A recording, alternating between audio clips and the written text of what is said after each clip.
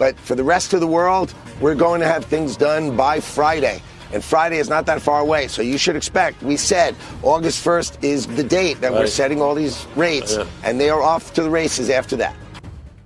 As the calendar approaches August 1st, President Trump's trade ultimatum is looming. Under his deal or tariff strategy, countries that fail to reach a trade agreement with the U.S. by this deadline face tariffs ranging from 15% to as high as 50%. With deals already signed with Japan and the European Union, Trump is claiming momentum. But two of the biggest players, China and Canada, are still holding out. This is no longer just a matter of trade mechanics. It's a global stress test of Trump's leverage and the willingness of others to play by his timeline. After 2 days of negotiations in Stockholm, U.S. and Chinese officials left the table without a signed breakthrough. While Chinese officials announced a 90-day extension of the tariff truce, the U.S. side made it clear that the final decision still rests with Trump, who had not yet signed off. At the center of the talks were American demands. That China reduce purchases of Iranian oil, still accounting for 90% of Iran's sanctioned exports, scale back its industrial overcapacity in steel and electric vehicles, and stop transferring dual-use technology to Russia, reportedly worth $15 billion. China's main concession was symbolic. It agreed to resume exports of rare earth magnets used in U.S. tech and defense manufacturing. But there were no structural changes, no binding commitments. Instead, China kept the conversation going, deliberately. It didn't walk away, but it didn't fold either. Time, in this case, favors Beijing. Trump set the clock ticking, but with no concrete deal, the pause feels more like a delay tactic than a step toward resolution. The world's two largest economies remain locked in a strategic stalemate. So I think we should not forget where we would have been on the 1st of August. We would have been at 30%. And it would have been much more difficult to get down now to the 15%. While the US-China talks stall, the European Union took the opposite path. Just days earlier, the EU signed a large-scale trade deal with the US, agreeing to purchase American energy and commit hundreds of billions in new US-based investment. In return, they dodged new tariffs on industrial exports. European officials described the deal as a form of risk management. It wasn't about strategic alignment. It was about avoiding damage. From Brussels to Berlin, the assessment was cautious. This was a deal made under pressure, not because of shared long-term goals, but to escape the threat of 30% to 50% tariffs set to activate August 1st. Trump welcomed it as a win. But among allies, the EU's swift agreement only deepened the divide over how to respond to US pressure. Canada, by contrast, has taken a very different stance. Prime Minister Mark Carney has made it clear: no agreement will be signed unless it brings real long-term value to Canada. Trump has threatened to impose a 35% tariff on all Canadian imports not covered under the existing USMCA starting August 1st. Talks are ongoing in Washington, but the mood remains tense. Trump himself has sounded pessimistic, suggesting Canada might be the country that ends up just paying the tariffs. Yet Carney's government hasn't blinked. Even as pressure mounts, Canadian negotiators are holding the line. Unlike the EU, they are unwilling to make hasty compromises to buy time. This is more than trade. It's a political message about sovereignty and negotiation on equal footing. I think the trade deals are working out very well, hopefully for everybody, but for the United States, they're very, very good. Trump's strategy relies on forcing swift decisions through economic pressure. It worked with some countries, but not all. As China and Canada resist, it's clear that Trump's leverage has limits. Instead of unified responses, allies are splintering.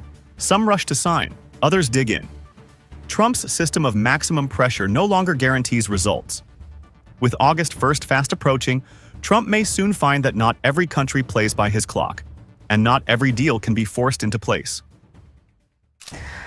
Officials in the US and China are in Sweden for a fresh round of talks that could see them extend a détente on trade beyond the deadline set for the middle of next month. Third talks between the Vice Premier of China and the US Treasury Secretary Scott Bessent, who will be here over the next couple of hours in Stockholm. After sealing a deal with the European Union, Donald Trump is now turning his sights on China. This week, US and Chinese officials are meeting in Sweden, aiming to extend their fragile tariff truce before it expires on August 12th. The talks are quiet, but the stakes are enormous. And this time, the battlefield looks very different. Inside the Stockholm talks, both sides bring heavy demands. Washington wants Beijing to commit to opening its banking and investment sectors, cut down imports of Russian and Iranian oil, and buy more US energy and food. In return, Trump's team may offer selective relief, loosening export controls on aerospace parts, semiconductor tools, and possibly scaling back some visa restrictions. But China isn't coming in weak. It still holds the cards on rare earth minerals, critical for US tech and defense manufacturing. While companies like MP Materials are trying to build domestic supply, experts like David Riedel point out that meaningful alternatives are years away. Beijing can, and likely will, use that leverage. More importantly, the 90-day tariff truce is set to expire on August 12th. If no agreement is reached, tariffs on Chinese goods could return to 55%, or even the earlier level of 145% that had been imposed during previous rounds of escalation. That possibility looms large over the talks. The effects of current tariffs are already showing. According to market researcher David Riedel, U.S. retailers have burned through inventory bought before or during brief tariff pauses. Now, with new shipments priced under 55% tariffs, the cost is hitting store shelves just as the holiday season approaches. If no progress is made in Sweden, American consumers could feel the squeeze, not in theory, but in real numbers. Toys, electronics, apparel, all are likely to become more expensive. And unlike past years, companies are less willing or able to absorb the cost. This brings the pressure back home. Trump needs a visible victory, but one that doesn't spark backlash from voters staring at rising prices just months before major political milestones. Quite honestly, I think Beijing's position is hardening. They've seen how the administration treated our allies like Canada and Ukraine with the dress down of Zelensky in the Oval Office.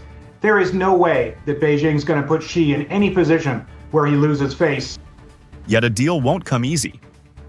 China's position is shifting, not toward compromise, but toward control. Officials in Beijing have been watching how Washington has handled its allies, including a highly publicized Oval Office dressing down of Ukraine's President Zelensky. They are determined not to let President Xi appear weak. This means any agreement will be tightly scripted. Chinese negotiators are reportedly demanding that the Trump administration refrain from negative public comments, a kind of communication ceasefire, as a condition for ongoing talks. In parallel, Beijing is accelerating self-reliance in technology, including domestic chip production, to reduce future vulnerability. Trump may still secure a headline deal, enough to claim progress and avoid a tariff spike. But the deeper questions, trust, enforcement, long-term structural change, remain unanswered. In Canada, Prime Minister Mark Carney is navigating a tense moment with strategic patience. While the U.S. has imposed a 25% average tariff and threatens 35% if talks fail, Ottawa isn't rushing to sign a bad deal. Unlike some partners, Canada is opting not to trade long-term economic sovereignty for short-term relief. Instead, Carney is preparing for the USMCA 2026 review, building leverage rather than conceding under pressure. Trump's trade playbook is moving fast. The EU is signed, Canada is waiting. And now, all eyes are on Sweden. What comes out of these US-China talks may not resolve the deeper rifts, but it will set the tone for what comes next, not just in tariffs, but in how global power is exercised through trade. You know, I grew up in Canada, where the entire trade mechanism is built toward trading with the United States. Canada is actively seeking to diversify its own trade relations. It's currently trying to finalize a free trade deal with a bloc of South Asian countries. When President Trump talks trade, he talks about strength, about using tariffs to bring countries to the table. But as the summer of 2025 unfolds, something unusual is happening. The table is getting emptier. Yes, the talks are technically still on. Canada is negotiating. The EU hasn't walked away. Mexico is sending messages. But make no mistake, behind the press briefings and formal letters, America's closest allies are pulling back. And in the process, Trump's tariff strategy is not just straining relationships abroad. It's also hitting the U.S. economy at home hard. This is America's biggest trading partner. Other countries are doing similar things. They're trying to figure out how to be less reliant on a trading partner that is unreliable and unpredictable. After months of stalled dialogue, Trump's new round of tariff letters landed with a thud. 35% duties on Canadian goods, 30% on EU and Mexican exports, and 50% on copper, pharmaceuticals, and other sensitive items. The backlash was strategic. Canada accelerated deals with South Asia.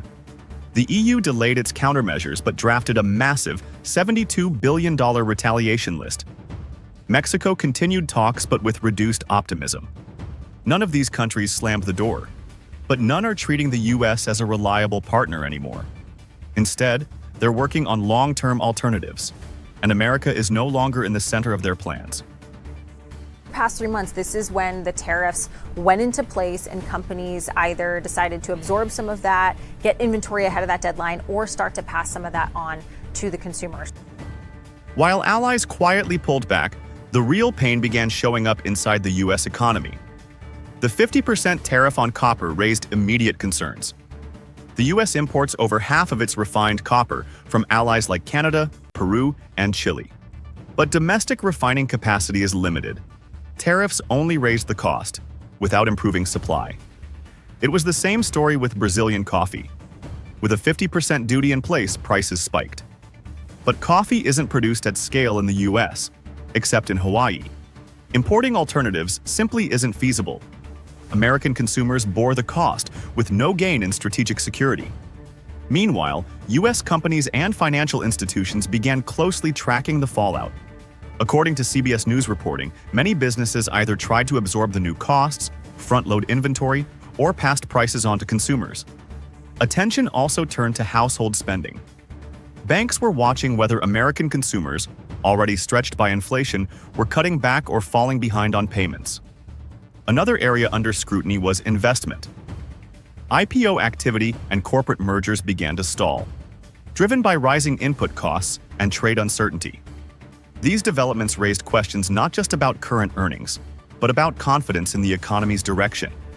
And as President Trump continued to publicly pressure the Federal Reserve to lower interest rates, especially around real estate, analysts noted that the White House was now seeking monetary relief to offset disruptions that its own trade decisions had helped create. Beyond immediate inflation and investment drag, a deeper shift is underway. The EU has signaled that its next wave of retaliation may target U.S. services, intellectual property, digital platforms, financial products. These are areas where the U.S. traditionally runs a surplus. If that surplus erodes, the U.S. loses not just income, but influence. Meanwhile, Canada is reviewing export permits for strategic minerals, including rare earths, copper, and uranium. Limiting exports to the U.S. would disrupt supply chains for EVs, AI chips, and clean tech manufacturing. According to projections from the IMF in June, a full trade breakdown with Canada and the EU could reduce U.S. GDP by up to 0.4%, with long-term investment loss in advanced sectors. What's emerging is not just a trade dispute, it's a structural split in the global economy, with the U.S. drifting to the sidelines. Well, I think that's the key question, is what deal will be credible, will be sustainable, given the extreme uncertainty that's coming out of the Trump White House. President Trump has argued that tough tariffs show strength. But what they've shown instead is isolation. While allies build new partnerships, the U.S. faces rising costs, anxious markets, and a weakening position in global trade. In the end, it's not just about how high the tariffs go, it's about how much trust is left when the dust settles. And right now, America's trading partners are quietly rebuilding a world that doesn't rely on Washington.